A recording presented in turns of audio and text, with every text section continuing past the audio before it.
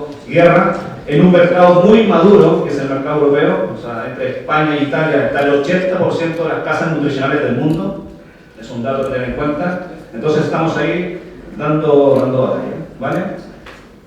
Es de reconocer que nuestra empresa básicamente el 80% de la facturación es la exportación, ¿vale? Estamos metidos en todos los continentes, en muchos países agrícolas de importancia, ¿vale? Aparte de Europa hablamos de Australia, hablamos de Latinoamérica como Chile, Brasil, Perú, o hablamos que de Sudáfrica, etc., ¿no?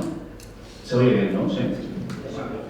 Bueno, un poco hago este rollo de explicar un poco la empresa, como nadie nos conoce en cierto modo, es explicar que Zollverband tiene un partner italiano muy fuerte, que se llama Siriac, que es una empresa que comercializa y distribuye fertilizantes, NPK, ¿vale? Productos comunes. Y no obstante, sí, hacemos mención especial a una compañía americana llamada Nutrient. No sé si a alguien le suena la compañía Nutrient. De momento no, pero vendrá. Para que os hagáis idea, Nutrient es la casa que tiene una mayor facturación de insumos agrícolas del mundo, ¿vale? El mercado europeo lo tienen marginado por los volúmenes, pero a nivel mundial es la número 1 de fertilizantes e insumos agrícolas. Es un monstruo de empresa, ¿vale? Y ya están presentes porque en la feria de fertilizantes, la New Age en Barcelona, ya han estado dando 2 conferencias aquí y eso es un poco preocupante para nosotros, ¿vale? ¿Por qué? Porque nosotros llevamos la distribución de un par de productos de esta multinacional, ¿ok? Una de las cosas positivas de la empresa, que al ser una empresa relativamente innovadora y con ganas claro, nosotros somos especialistas muchas veces de un formulado, pero no de un cultivo, ¿vale? Entonces nosotros trabajamos en los distintos continentes haciendo esta especie de que está muy de moda, que es el networking, ¿no? Es decir, conseguir colaboraciones con consultores o especialistas a nivel mundial en un cultivo específico para llevarlo o que nos acompañen en distintas zonas del planeta, ¿vale? En este caso está Germán, lo he puesto porque sé que está al parecer en contacto con la asociación de muestra, y luego tenemos a Mr. Alan, que es un buen amigo mío australiano que también toca muchos cereales en Australia, ¿ok? Bueno, este es un rollo, obviamente como casa nutricional tenemos que cubrir todo el estado fenológico de los vegetales, ¿vale? Todo. Entonces ahora yo básicamente quiero hablar de fósforo.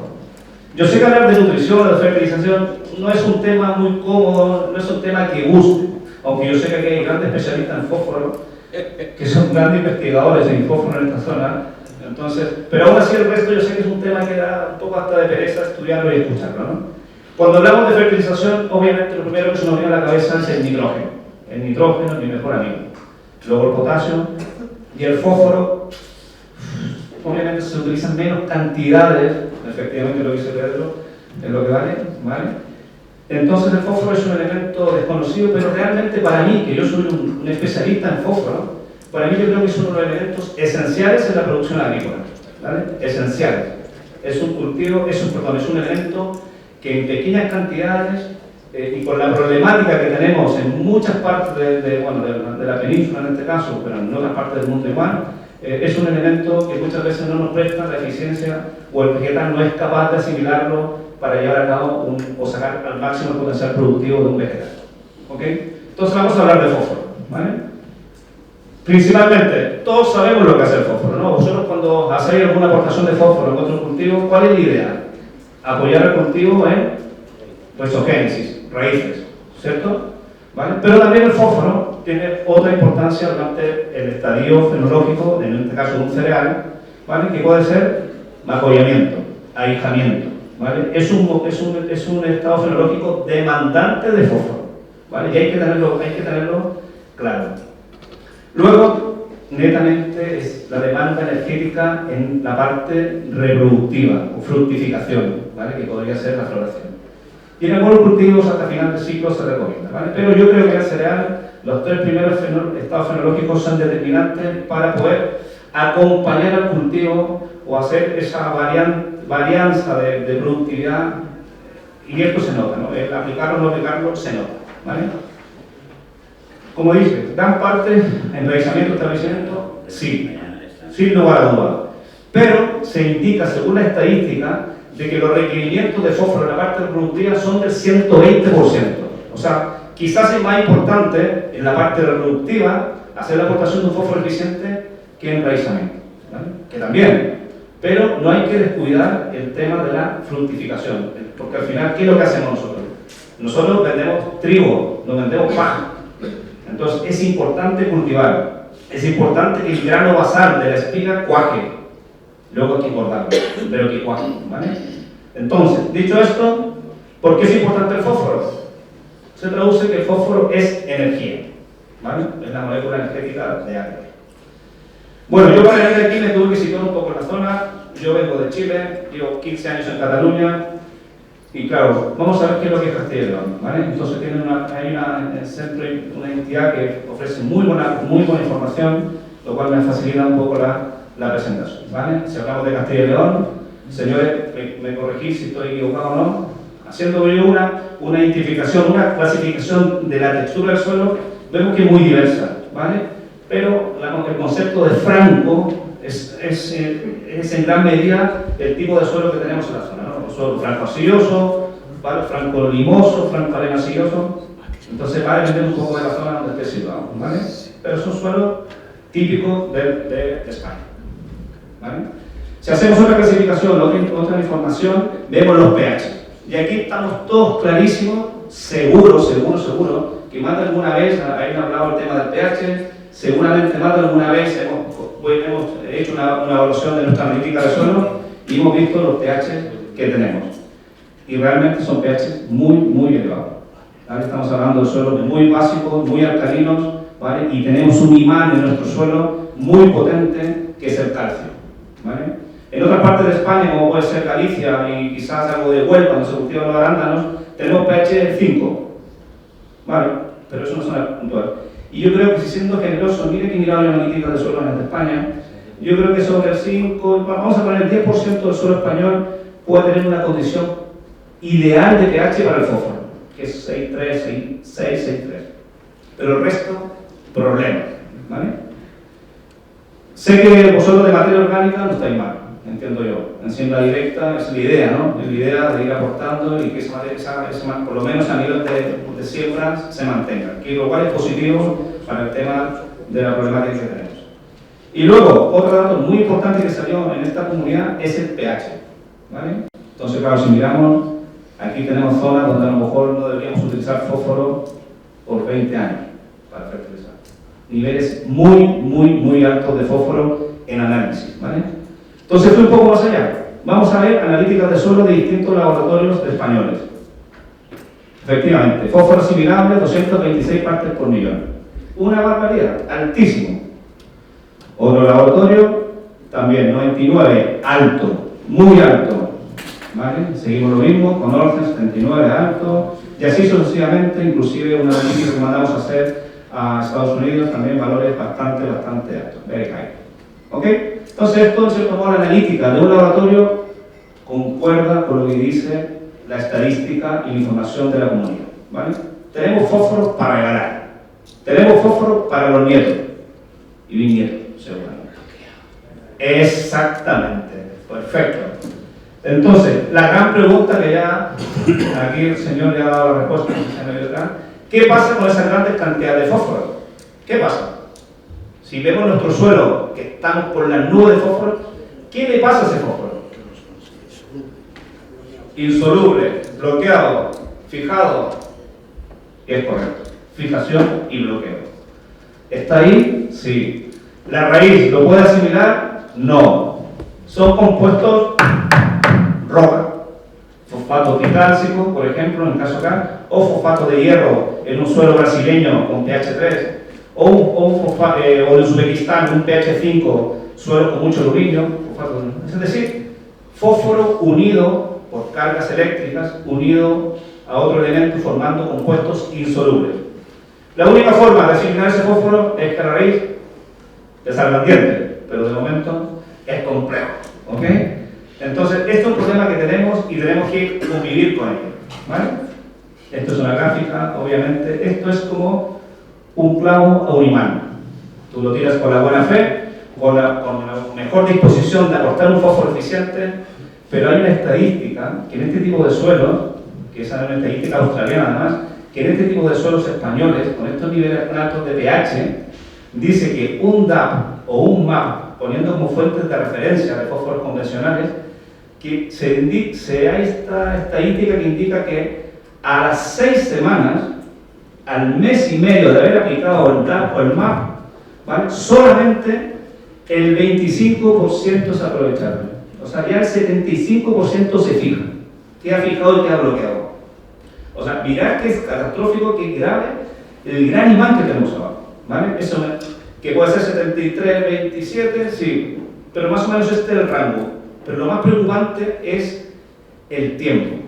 Entonces, es decir, un cultivo de 3 meses, claro que sí, 73% en 3 semanas, perdón, en 6 semanas, me da para llegar al término. Pero una gramínea que tarda mucho más, obviamente cuando yo quiera ese fósforo para una etapa de fructificación o de floración de espiga tal y cual, no más probable que no lo tenga. Sí, para la docencia, sí, pero luego no llega. Entonces ahí empezamos a hablar de los fósforos de liberación lenta, pero eso lamentablemente tenemos un imán, es muy difícil, que yo tiene un DAP ahora y esté de posición 5 meses más allá. Es que no lo va a hacer. ¿Cuál es el problema? Que la industria química, la industria fertilizante, se ha cuidado mucho de los nitrógenos, que no se lixilie, que no se volatilicen. Con la potasa no hay tanta mejora, porque el potasio no se quelata, por ejemplo, pero sí se han buscado nuevas materias primas, muriatos, acetatos, etcétera, alquinaminas y así otro tipo de materias primas para mejorar la eficiencia. Pero con el fósforo, ¿qué pasa con el fósforo? ¿De qué año es el MAP y el DAP? De los años 40.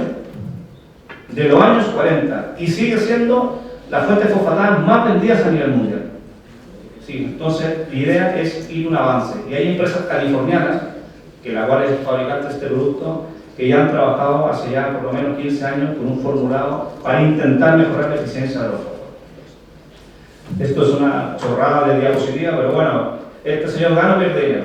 Bueno, el jefe seguramente pierde, le da igual, ¿no? Pero esto, ¿qué quiero graficar aquí? Que el cultivo solamente, a nivel general, el cultivo solamente absorbe en la campaña el 40% de lo que tiramos, ¿vale? El resto se pierde, o por lixiviación en el caso de los nitrógenos, o por fijación en el caso del fósforo. Esta es una analítica que hice yo en Cataluña cuando llegué, cogí una muestra de suelo catalana, o el laboratorio total. Bueno, mira los valores, 200 partes por millón, perfecto. Vamos a ir un poco más fino. Fósforo disponible Olsen, por ejemplo. En este caso, Craig, lo pusimos por probar con un pH ácido. Vale, pero en fin, pedimos el disponible, que es el cual uno por lo general coge la analítica y hace sus planes de fertilización. Ya vemos que bajamos drásticamente el contenido del total disponible. Pero luego, si somos finos, deberíamos pedir al laboratorio el fósforo soluble, porque muchas veces se encuentra en las analíticas del tracto de pasta saturada. Y nos llevaríamos grandes sorpresas, como yo me la llevé en este momento. O sea, de 200 partes por millón que tenía ese suelo, soluble no llegamos a 5 partes por millón. ¿Vale? Acordaros de que la raíz absorbe el fósforo en un medio soluble, como una pajita. No mastica. ¿Vale? Entonces la sorpresa es esto. A nivel de ejemplo, un total sería un plan de ahorro, un plan de inversiones, fósforo para el futuro. Que sí. Luego, un disponible, ¿qué quiere decir disponible? Que tenemos una fracción de fósforo para ahora, corto plazo, o mediano o largo plazo. El laboratorio no es capaz con ese concepto de disponible, no es capaz de fraccionarlo, ¿no? Entonces le he puesto yo el ejemplo de un cheque, ¿no? Un cheque lo firmo, o lo puedes cobrar mañana o dentro de un mes, ¿vale? Pero lo que realmente la planta necesita, en que se encuentra, o sea, que la planta necesita el fósforo que se encuentra en solución, y esto es el cajero automático. Yo voy, pongo la tarjeta y saco el fósforo de inmediato, ¿vale? Y más el fósforo, que es un elemento esencial. Este es un dato espectacular. Este es un centro de investigación australiano, indica que a nivel mundial hay 10.000 millones de dólares de fosfatos utilizados en la agricultura, los cuales se encuentran todos bloqueados en el suelo. O sea, imaginad la cantidad de millones de dólares o de euros tirados en un suelo, bueno, en suelos mundiales, bloqueados y fijados. Una barbaridad, ¿vale? Como dato lo que decía Pedro del tema del fósforo, a nivel, bueno, sabéis todos que el fósforo es un elemento no renovable. Se va a acabar tarde o temprano. Entonces, la comunidad científica o la comunidad relacionada al fósforo ya ha segmentado esto. Es decir, cuando sepamos que vamos a llegar a la mitad de lo que hay de fósforo para poder cultivar, ya se llama un umbral de llegada, es un término en inglés, sí, un umbral de llegada. ¿Qué quiere decir esto? Ya estamos avisando que vamos a llegar a la mitad. De ahí hacia adelante, si ahora cuesta dinero el fósforo, ya os podéis ver cómo va a costar cuando pasemos ese umbral del 50% restante. Es muy preocupante, ¿eh? Muy preocupante. Bueno, entonces, ¿por qué decimos que los fósforos son poco eficientes o por qué tenemos este fósforo bloqueado? Y aquí cada uno tiene que evaluar su suelo, ¿no? Que al final es el patrimonio que uno tiene. Si el suelo dispone de estas variables, obviamente la asimilación de un fósforo cada vez es menor, ¿vale? Los pH, hemos dicho, materia orgánica baja, obviamente que no favorece la asimilación o la eficacia de un fósforo. Calcio y carbonato, por un lado, la compactación también dificulta, y luego las temperaturas menores a 15 grados. Esto lo podéis ver a lo mejor en siembra. Si sembráis en octubre, noviembre, claro, vemos que el cereal no se mueve, porque a lo mejor en el suelo tenemos temperatura en suelo, no arriba. A lo mejor temperaturas en suelo con 14, 12, 13, 15 grados, la raíz está durmiendo y no quiere comer ni fósforo ni nada, ¿vale? Entonces es una problemática. Como hemos dicho, aquí el problema nuestro en esta comunidad es el calcio, en Huelva será el aluminio y en Brasil estos suelos rojizos, eso es el hierro, que eso sí que es un Romeo y Julieta que no se separan en la vida. Eso es muy difícil, ¿vale? Este es el efecto. Bueno, esta es una cosa gráfica, no está disponible. Entonces yo hago esta pregunta, ¿no? Quiero llevarlo a un poco a temas que le interesan, a la máquina, o a la máquina. Vale, imaginar que te has comprado un tractor nuevo del año 2023, ¿vale? Si hacemos el símil con lo que perdemos de fósforo en un mes y medio, yo hago la siguiente pregunta. ¿Qué pasaría si a las 6 semanas has perdido el 75% del valor del tractor? Pica. Te matas, ¿no? Te suicidas. Duele. Cuando lo ves así, que sí. O al revés, ¿qué pasa si tienes unas cerezas cojonudas y vas a tener una buena cosecha y de repente te cae, como ha caído en Cataluña y en Aragón en los últimos días, una buena cantidad de agua? ¿Qué pasa si pierdes en poco tiempo, en 6 semanas, por decirlo de alguna manera, volviendo al tema del fósforo, el 75% de la cosecha? Entonces, la misma pregunta lo hago con los fertilizantes. ¿Qué pasa si hacemos una inversión de un fertilizante fosfatado convencional? ¿Vale? Claro, muchas veces el agricultor realiza la inversión, pero solamente, de acuerdo a las características de estos suelos de aquí, solamente voy a aprovechar el 25% de lo pagado. ¿Qué hacemos? ¿Somos conscientes de esto? ¿O simplemente aceptamos lo inevitable? Entonces, estas son preguntas que hay que hacerse muchas veces de cara al bolsillo, porque ya sabemos cómo están los costes de producción, son cada vez más altos, pero hay que tener en cuenta, a mí me pasaba con un señor de Monmaño, que claro, él aplicaba, tenía maíz, ¿vale? Y aplicaba un DAP, un MAP, esto. Y decía, bueno, ¿qué vas a aplicar? No, yo voy a aplicar 50 kilos. ¿Pero para qué? No, para dormir bien. Para dormir bien, o sea, quería aplicar cuando levanta no necesitaba 100 o 150 kilos. Pero no, él aplicaba 50 kilos para su conciencia. Que no tiene ningún sentido agronómico. Pero bueno, son preguntas que yo planteo de cara al tema del fertilizante, que es lo que me compete, ¿no? Bueno, ¿qué hacer con el tema de cuando tenemos esta gran reserva de fósforo en nuestro suelo? ¿Vale? Hay varias soluciones y seguramente aquí hay mucha gente que está trabajando con estas alternativas, ¿vale? ¿Qué hacéis vosotros? ¿En qué estáis trabajando? Pedro, tú estás trabajando con bacterias, sí señor, bacterias, materias orgánicas, ¿ok? Ácidos ácidos fúlvicos, ¿vale? O estiércoles o purines, ¿vale? Es una buena herramienta para intentar buscar formas de acidificación del suelo, ¿vale? Pero ahí yo soy muy sincero, la química del suelo es muy difícil moverla en el corto plazo. No hay milagros, soluciones milagrosas no existen, ¿vale? Entonces, hay que la estrategia en el papel es correcto. Acidificamos el suelo y ponemos a disposición el producto que está insoluble, pero realmente es muy difícil, ¿vale? Uso de la tecnología fosfatada, que por esto estoy aquí, un poco a representar esto, ¿vale? Hablamos de fósforos convencionales para hacer lo que se utiliza generalmente. Yo no sé si estas dos fuentes fosfatadas, MAP y DAP, son de uso común en las aportaciones de fósforo. ¿Sí? Más o menos. ¿Sabéis lo que es un MAP, un DAP, no? Es un ácido fosfórico con un amonio. Ácido fosfórico muy ácido, un amonio básico y se neutraliza. ¿Vale? ¿Qué pasa? Yo lo tiro al suelo, con el tiempo hay una ionización, se separa el amonio del fósforo y este fósforo interactúa y se comporta en un ácido fosfórico. ¿Y qué es un ácido fosfórico? Una cerilla. Tiene una capacidad exotérmica, es decir, tiene una capacidad de desprender calor, ¿vale? Bestial. Por eso, estos ácidos fosfóricos con el tiempo generan, más que la aportación como una fuente nutricional, generan serios daños de quemadura de raíces, de absorbente, por esa particularidad exotérmica que tiene el fósforo. ¿Ok? Bueno, dicho esto, ¿vale? Esto es el tema de las quemaduras. Bueno, queman las raíces y también nos genera mortalidad también en todos los microorganismos esenciales que estamos intentando incrementar en nuestros suelos. ¿Cuál es la propuesta de Zoobarra? ¿Vale? Es un producto llamado Structure, porque no es solamente un fósforo, sino que tiene una fracción orgánica muy activa derivada de leonardita, ¿vale? Por eso en Estados Unidos, en California, se llama, bueno, Structure, pues un estructurador de suelo, aparte de una aportación eficiente de fósforo, ¿okay?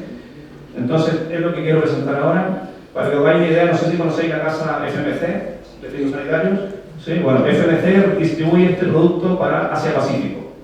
Australia, China, Pakistán, etc. ¿Ok? Bueno, esto es un poco temas comerciales. ¿Vale? Entonces, ¿qué queremos incrementar con la aportación de este producto? ¿Vale? Obviamente a nivel vegetativo queremos crear una homogenización que se ve claramente cuando lo aplicamos con temperatura fría, ¿vale? Hacemos un buen establecimiento del cultivo. Queremos mejorar el vacullamiento como un estado fenológico demandante de fósforo, ¿vale? Queremos potenciar la fructificación de la espiga, la floración y cuaje de espiga, ¿okay? A nivel radicular, ¿qué hacemos?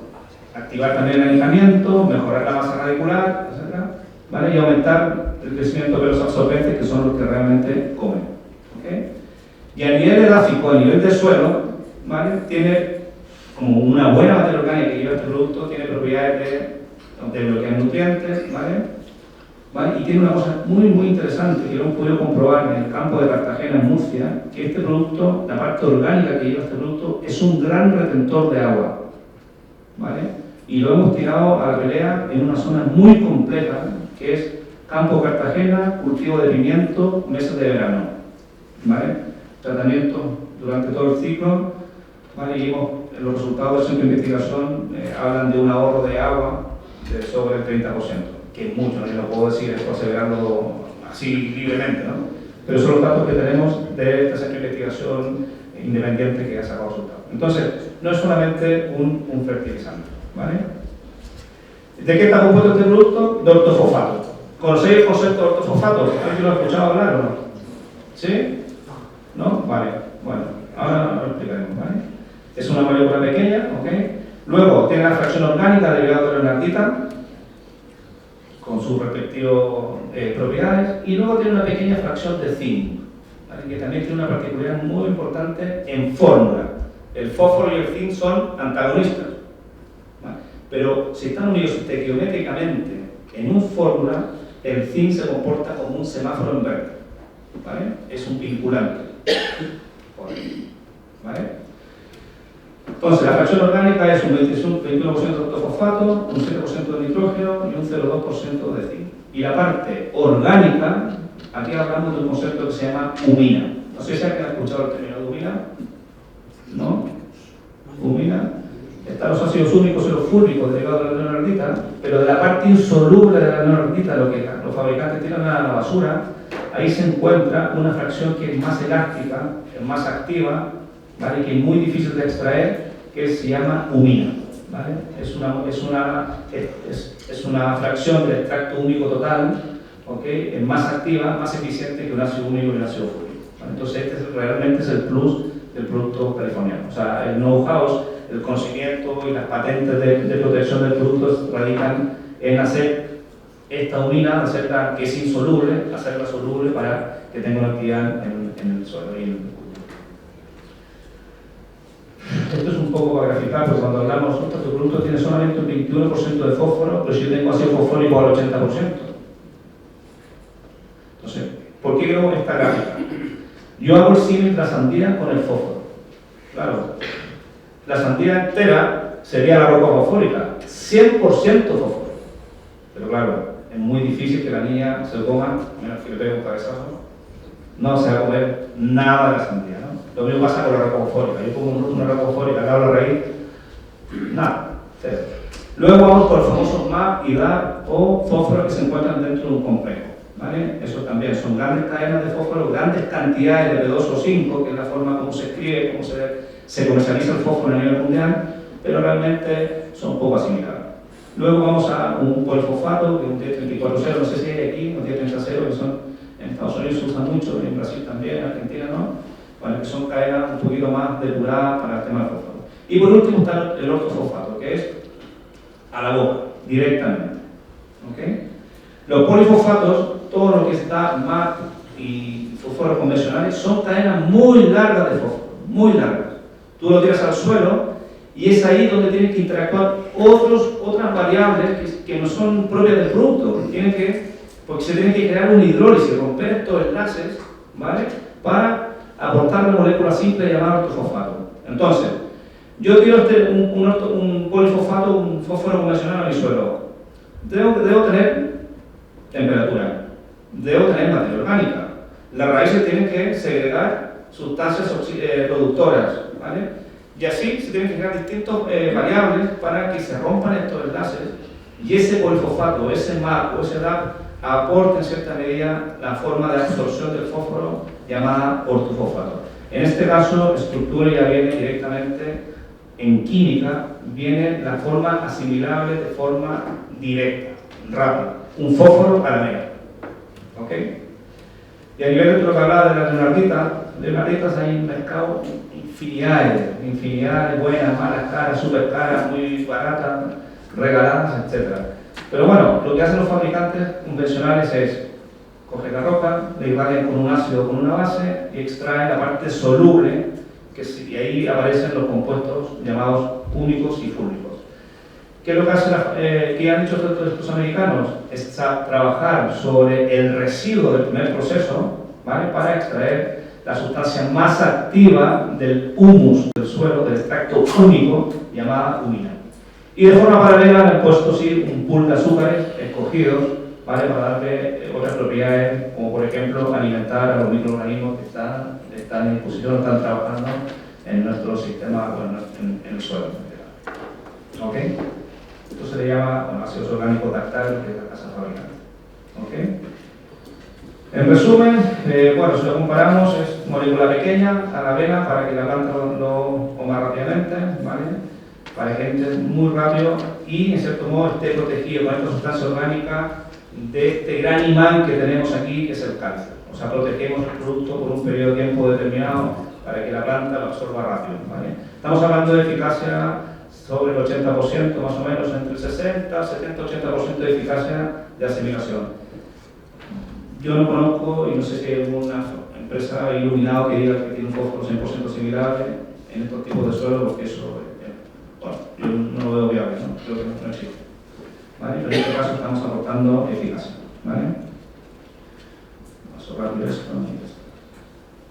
Bueno, por un lado, entonces estamos aportando un fósforo eficiente, aportamos un zinc que ayuda a que entre ese fósforo, ¿vale? Y por otro lado tenemos la acción de estos ácidos orgánicos que ayudan a mejorar la condición física-química del suelo, que eso va a ser un único y un fúlmico convencional, pero además tener un efecto biológico y estimulante. O sea, se está declarado que la humina es la única que es propulsora de auxinas, de esta fitohormona promotora de crecimiento, entonces es un más a más. ¿Okay? A nivel de movilidad, si lo comparamos con un ácido fosfórico, que ya es un producto líquido, que en grandes cantidades, hay este estudio de un señor indio que lo consiguió en California, que hizo un estudio científico demostrando la capacidad de movimiento que tiene este producto en cuanto al fósforo, sabiendo que el fósforo es un elemento que en la planta se mueve mucho, pero en el suelo se mueve muy poco. En resumen, el producto no es solamente un fertilizante, nos aporta otras propiedades que están asociadas a los formulados, ¿vale? Como es un gran...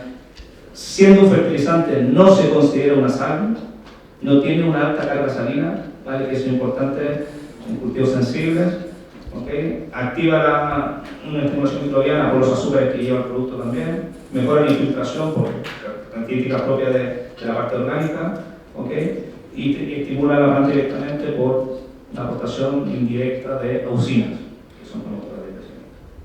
¿Okay? A nivel de aplicación, ¿qué es lo que hemos hecho? He intentado hacer en parte de cereal, hemos querido potenciar los estados fenológicos puntuales, hemos tenido que adaptarnos un poco a las prácticas propias del agricultor, ¿vale? Y un poco a la necesidad que tenga, ¿no? O sea, queremos potenciar el inicio del cultivo, obviamente, si tenemos más máquinas para localizar el líquido, perfecto, porque utilizamos menos dosis, la eficiencia es mayor. Que no, yo quiero aplicar en presiembra, hacer un máquina todoterreno, también se puede, o a salir de la emergencia con las primeras hojas, también se puede, ¿no? Con la intención de aportar un fósforo en los primeros estadios del vegetal. Y luego, pensando en la parte reproductiva, ¿vale? Nosotros hemos hecho aplicaciones justo antes del proceso de ahijamiento, ¿vale? Con la intención de potenciar ese ahijamiento y que salga un hijo más o dos hijos más, que eso lo multiplicamos por metro cuadrado, muchas veces ahí está la diferenciación de rendimiento. ¿Okay? Las dosificaciones son dosificaciones muy estándares, aquí hablamos de 30 a 60 litros, pero antes de dar una recomendación exacta, intentamos tener información de la finca para acotar y ajustar este tipo de dosificaciones. ¿Okay? Bueno, y básicamente esto. Eso es lo que tenía yo preparado para esta tarde. No sé si tenéis alguna pregunta. He ido bien de tiempo, ¿no? A ver. Bueno, a ver, preguntas, dudas. Me imagino que alguno tendrá sobre el Félix, venga, primero.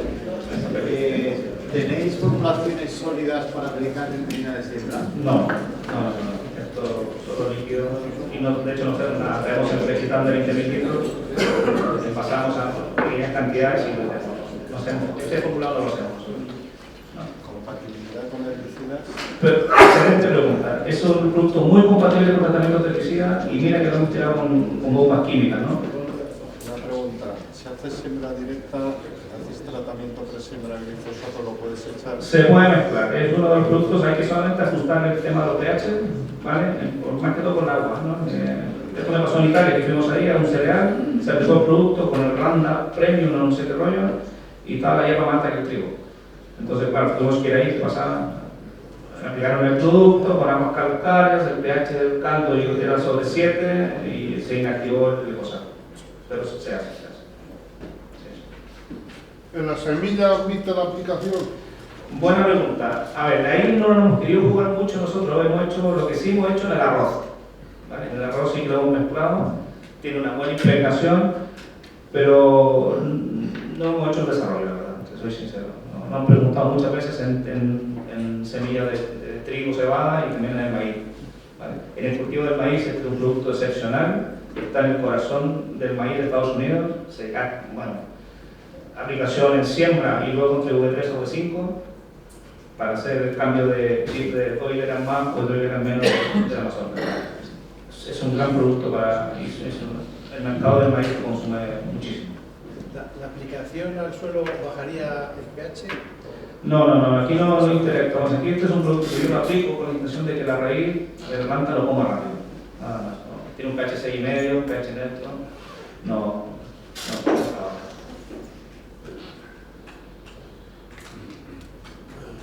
En aplicaciones en presiembra o en post-emergencia o en preemergencia temprana, Sí. en cereal, que muchas veces son en temperaturas bajas y sin activar el producto. Buena pregunta, no, por el contrario. De hecho, pruebas comerciales, que a mí los temas comerciales no me gustan mucho, porque claro, hacen una aplicación, la planta crece un poquito y venga, jornadas de campo, vamos todos a mirar que está mal. Pero no, este producto no está diseñado para esto. Lo que sí es que trabaja con temperaturas frías. Uno, porque el fósforo está recubierto, está producido esta fracción orgánica, y otra, porque tiene un pool de azúcares, ¿vale? Y ¿Y qué le estamos dando? Un caramelo a los microorganismos que estén trabajando, o sea, que están inactivos de cierto modo, le damos una ayuda externa con estos azúcares para que trabajen.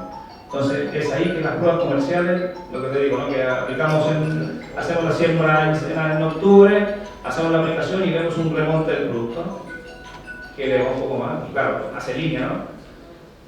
Pero claro, esto luego ya se equipara, ¿no? Pero eso no indica de que el producto trabaja con temperatura fría. Correcto, pero buena pregunta. ¿Es necesaria humedad o una lluvia? ¿Perdón? ¿Es necesaria humedad o lluvia? No, porque entendemos nosotros que con el volumen de agua ya el producto baja. O sea, tiene una... bueno, o no, pero bueno, eso ya es el tema de manejo, claro, no es tema de manejo, es un poco el tema de manejo. Si cae un poco de agua sería lo suyo, para ayudar a bajar. Pero si lo comparamos con un fertilizante fosfatado convencional, ese te aseguro yo de que la movilidad es mucho más inferior que si lo comparamos con este formulado. Temas de mezcla muy amigables, no genera fitotoxicidad, no quema raíces, ¿ok? ¿Cuánto cuesta? Barato. Barato, eso, mira, no, está sobre los 3 euros el litro, algo así. Pero aquí el tema del barato, claro, ojo con la pregunta, porque muchas veces, ¿qué es más caro? 100 kilos de DAP, más barato, si estamos aprovechando el 25%. El tema de eficacia. ¿Es capaz de sustituir en las otras fuentes de fósforo? 100%. Correcto, sí. Y nosotros haciendo un cálculo, haciendo un cálculo fino, o sea, no fino, haciendo un cálculo básico, que hemos llegado a hacer triplerías a nivel de recomendaciones. Estamos hablando de que aseguramos de que este producto, todo lo que conlleva, la tecnología que conlleva,